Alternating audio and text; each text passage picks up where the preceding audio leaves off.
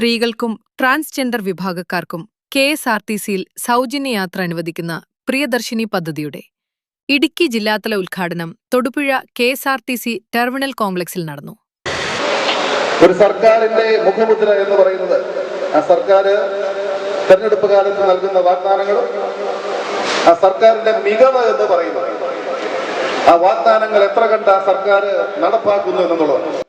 Government chief whip Abu John Joseph ചടങ്ങ് ഉദ്ഘാടനം ചെയ്തു. ജനങ്ങൾക്ക് നൽകിയ വാഗ്ദാനങ്ങൾ പാലിക്കാൻ ആർജവവും കരുത്തും ഇച്ഛാശക്തിയുമുള്ള സർക്കാരാണ് ഇതെന്ന് അദ്ദേഹം പറഞ്ഞു.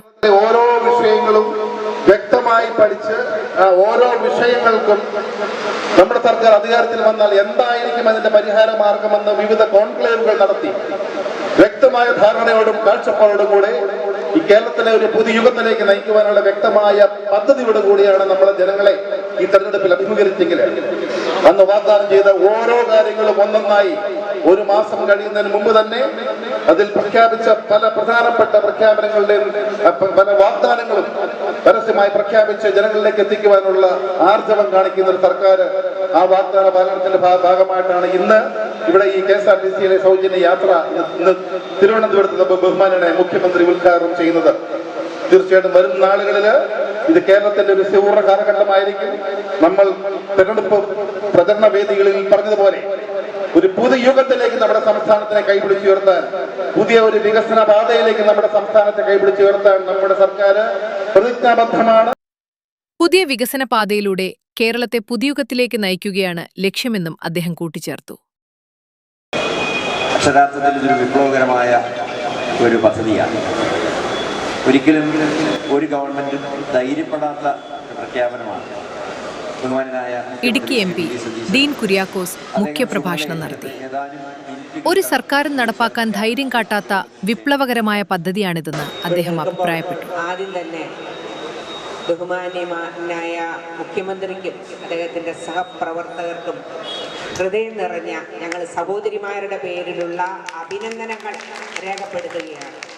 കെ.എസ്.ആർ.ടി.സിയിലെ വരുന്ന മുഴുവൻ സ്ത്രീകൾക്കും സൗജന്യ തൊടുപുഴ മുനിസിപ്പൽ ചെയർപേഴ്സൺ സാബിറ ജലീൽ അധ്യക്ഷത വഹിച്ചു.